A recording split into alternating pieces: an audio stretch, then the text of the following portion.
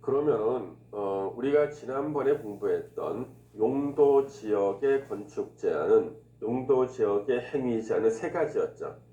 자, 용도 지역의 행위 제한 세 가지 기억나십니까? 건축 제한, 건폐율, 용적률 세 가지였잖아요. 근데 용도 지구의 행위 제한은요, 건축 제한 하나밖에 없어요. 그래서 용도 지구의 행위 제한은 즉 건축 제한이다 이거죠. 행위 제한이 즉 건축 제한 같은 말입니다. 자, 그러면은 용도 지구에서 행위 제한은요, 이게 원칙이에요. 기타 용도지 이게 원칙입니다. 원칙이 뭘로 하냐 그러면 각 지자체에서 만든 도시군 계획 조례로 하는 게 원칙이에요. 용도 지구에서의 건축 제한, 어떠한 건물을 짓느냐 못 짓느냐 이런 것들에 대한 것은 뭐가 원칙인가? 도시군 계획 조례로 하는 게 원칙이다. 그러면 이제 도시군 계획 조례가 아니라 특별 규정으로 하는 것들이 나온다는 거죠. 그러면 특별 규정으로 하는 것들이 바로 뭐가 된다는 거예요? 특별 규정. 이 특별 규정이 바로 시험 문제입니다. 자, 특별 규정 나오죠. 자, 고도 지구 있죠. 최고 높이를 제한해요. 고도 지구에서 건축자는 뭘로 하는가? 도시군 관리 계획으로 한다. 역시 시험에 나왔겠죠. 고도 지구의 건축 제한은 도시군 계획 조례로 하는 것이 아니라 뭘로? 도시군 관리 계획으로 한다. 그 다음에 집단 칠학지구, 개발 제한 구역 내에 사람들이 모여 사는 마을이라 그랬죠. 그럼 집단 칠학지구 안에서의 건축 제한은요, 개발 제한 구역의 지정 및 관리에 관한 특별 조치법으로 건축 제한합니다. 그래서 실제로 이 법을 찾아보면은요, 집단 칠학지구 안에서는 건물을 3층 이하로 짓고 이런 얘기 쭉 나와요. 예. 우리 시험범위 아니니까 자세한 얘기는 안 나오겠죠. 이 제목이 너무 길죠. 두 번만 읽고 숨이 차. 우리는 앞으로 이 법을 줄여서 그냥 개특법이라고 부를 거예요. 개특법 이렇게 부를 겁니다. 줄여서 개특법이라 부릅니다. 그다음 이제 자연칠학지구에서의 건축 제한은요, 대통령령으로 합니다. 이게 바로 국토계획법 시행령을 말하죠. 국토계획법 시행령 바로 대통령령으로 합니다. 개발진흥지구에서는요, 지구 단위 계획 또는 관계 법률에 의한 개발 계획으로 해요. 그래서 개발진흥지구에서는 지구 단위 계획이나 또는 관계 법률에 의한 개발 계획. 관계 법률이 뭔지 몰라요. 하여튼 지구 단위 계획으로 하던가 또는 관계 법률에 의한 개발 계획으로 건축 제한을 하는 것이다. 자, 복합용도지구 2년 전에 새로 생긴 거 있잖아요. 여기 보면은 대통령령으로 한다고 원칙적으로 나와요. 실제로 대통령령에 보면은 복합용도지구에서의 건축 제한 나옵니다. 그 다음에 경우에 따라서는 조례로 할 수 있는 또 예외를 만들어 놨어요. 여기는 대통령령하고 도시군 계획 조례다 이렇게 얘기를 해야 돼요. 그러면 여기에서 나온 거, 여기 나온 거를 제외한 나머지 용도 지구는 건축 제한을 다 뭘로 한다는 거예요? 다 도시군 계획 조례로 한다는 거죠. 그러면 여러분들한테 여쭤보는 거죠. 경관 지구에서의 건축 제한은 뭘로 하느냐? 그러면 당연히 여기 안 나왔으니까 뭐예요? 도시군 계획 조례로 한다. 방화 지구의 건축 제한은 뭘로 하냐? 그랬을 때는 방화 지구 안 나왔죠. 안 나와서 뭘로 하는 거예요? 도시군 계획 조례로 한다. 이렇게 대답을 해주셔야 되는 겁니다. 여기 행위 제한 이것은 시험에 자주 나오니까 반드시 암기를 해주셔야 되고요. 그 다음에 이제 건축 제한의 예외 등이 나와요. 자, 도시군 계획시설, 도로, 학교, 도서관, 공공시설 이런 것들이죠. 공공청사 같은 거. 용도지역, 용도지구 안에서 두 개죠. 용도지역과 용도지구 안에서 도시군 계획시설에 대하여는 건축 제한에 관한 규정을 적용하지 아니한다. 건축 제한에 관한 규정 적용하지 않는다. 이게 무슨 뜻이냐 그러면요. 예를 들어서 우리 용도 지역 우리가 공부했던 거 있죠. 우리 용도 지역 중에서 개발 안 된 데 있죠. 네 군데 녹관 농자. 자, 녹관 농자는요. 건물을 4층 이하로 짓는다 그랬죠. 근데 녹관 농자인 지역을 지나가는데 5층, 6층짜리 건물이 보이는 거예요. 그 건물은 필시 무슨 건물일까요? 도시군 계획시설이라는 거예요. 대표적으로 공공청사라는 것이 공공청사 같은 거. 왜요? 도시군 계획시설에 대해서는요.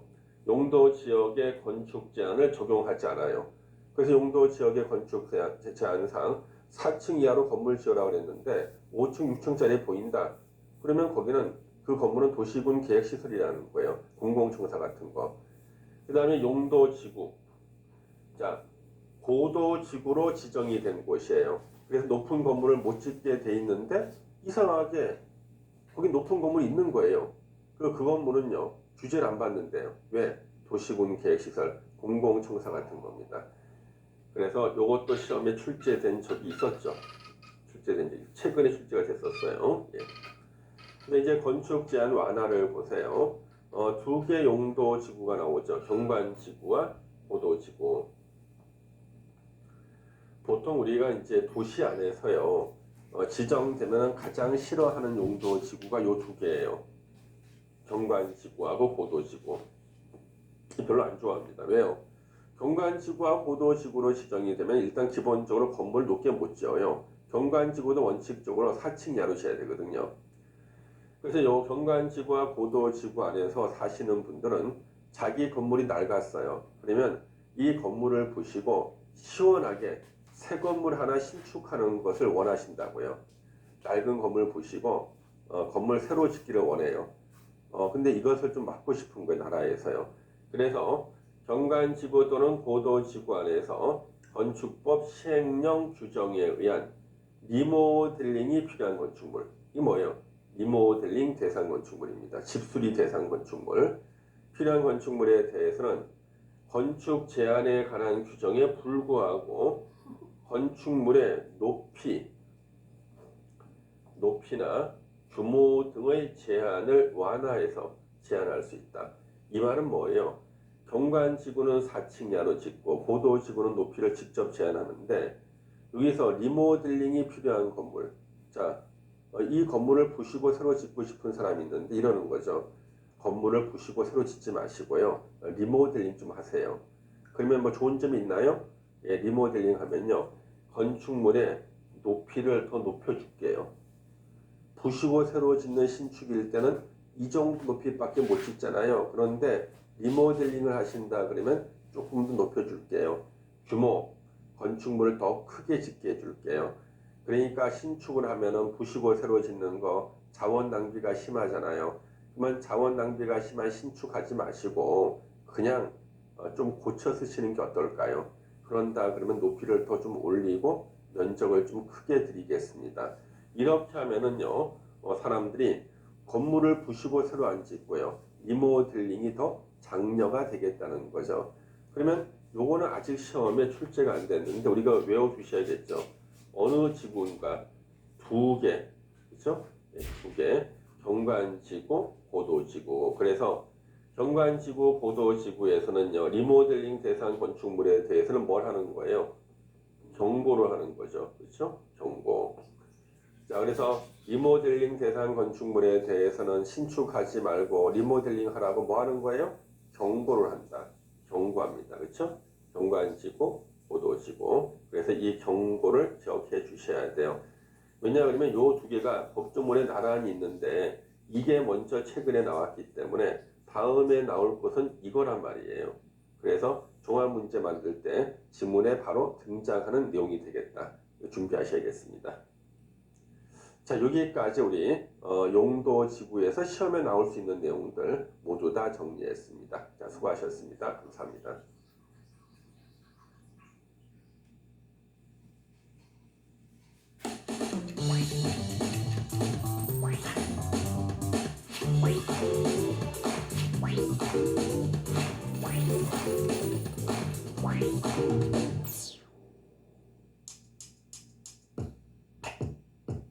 올해도 목표가 주식 투자니? 주식 어렵게 공부하지 마. 짧고 쉽게 집중해서 딱 10분만. 그러면 자연스럽게 수익이 툭. 주식 언제까지 손실만 볼래? 이제 잘해봐야지. 너도 진짜 수익이 나는 공부를 해. 야너주처럼. 오늘은 ETF, ETN에 대해서 보겠습니다.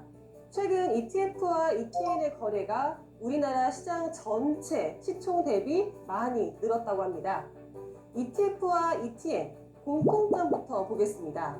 먼저 첫 번째 공통점은 ETF와 ETN 모두 기초 지수의 수익률을 추종하는 인덱스 상품입니다. 여기서 인덱스는 영어로 지수를 뜻하죠. 특정 지수의 수익률을 따라가는 상품을 인덱스 상품이라고 하는데요. 개별 주식이 아니라 바스켓, 그러니까 시장 전체를 투자하는 방식이 인덱스 투자입니다. 두 번째 공통점은 ETF와 ETN 모두 거래소에 상장되어 있어서 별도의 중도 상환 절차 없이 실시간 매매를 할 수 있습니다. 세 번째 공통점은 ETF와 ETN 일부를 제외한 모두는 투자 수익이 기초 자산의 가격 변화를 그대로 따라가는 수익 구조를 가지고 있습니다. 하지만 엄연히 ETF와 ETN의 차이점은 있습니다. 일단 ETF는 상장 지수 펀드죠. 펀드는 특정한 목적을 위해서 모은 자금을 자산 운용회사가 투자자들을 대신해서 운용하는 상품입니다.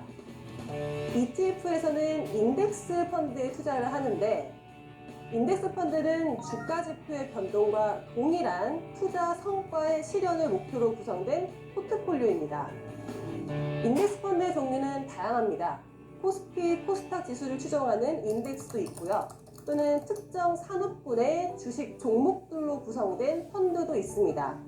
예를 들면 반도체 지수 또는 은행 지수 등 섹터 지수도 있고요. 또는 특정 기업의 계열사 주식으로 구성된 삼성그룹주 지수, 이렇게 다양한 지수, 인덱스 상품이 존재를 합니다. 이 인덱스 펀드는 추종하는 지수의 구성 종목들로 펀드를 구성하기 때문에 이 ETF를 매수하면 이 지수를 구성하고 있는 종목 전체를 매수하는 것과 동일한 효과를 가질 수 있습니다. 그러니까 ETF는 인덱스 펀드를 사고 팔 수 있는 실시간 거래할 수 있는 주식의 장점과 여러 종목에 분산 투자할 수 있는 펀드의 장점을 함께 가지고 있는 펀드 플러스 주식의 개념이라고 할 수 있습니다. 자, 그러면 ETN에 대해서 조금 더 자세히 볼까요? ETN은 상장 지수 증권. 이 증권은 채권 같은 개념으로 생각하시면 될 것 같습니다. ETN은 종목들을 보유한다기보다는 마치 ETN을 발행한 해당 발행사, 즉 해당 증권사의 채권을 구매한다는 개념입니다. 이렇게 채권이기 때문에 채권에 있는 만기와 수익률이 ETN에도 있습니다. 보통 우리는 ETN의 만기 전에 거래를 시장에서 수시로 하기 때문에 ETN이 ETF와 비슷하다라고 생각하셔도 되지만 엄연한 차이점이긴 하니까 조금 더 살펴보겠습니다. 일단 발행 주체가 다릅니다. ETN의 발행 주체는 증권사, 이 증권사가 발행한 무담보 신용 채권을 발행하는데요. 반면 ETF는 자산 운용사가 발행한 상품입니다. 두 번째 차이점은 신용위험입니다. 발행사가 다르기 때문에 신용 위험이 생길 수 있는데요. ETN은 증권사가 발행하고 운용하기 때문에 ETN 투자자는 그 증권사가 운용하겠다는 약속을 믿고 증권사에 돈을 빌려준 것이나 다름이 없습니다. 그래서 위험한 점은 이 발행회사, 증권사가 혹시나 파산했을 때 투자금을 받을 수가 없습니다. 그러나 ETF는 펀드가 보유하고 있는 주식 등을 별도의 신탁 재산으로 보관해야 하므로 발행사인 자산운용사가 잘못되는 경우에도 해당 재산을 매각해서 투자금을 돌려받을 수 있습니다. 그래서 신용위험이 조금 더 적다고 할 수 있겠죠. 세 번째 차이점은 ETN은 무담보 신용으로 증권사에서 발행한 상품으로 만기 지급을 해야 하는 채권 같은 개념입니다. 그래서 투자한 기간 동안 지급해야 하는 기초 수익이 사전에 약속되어 있습니다.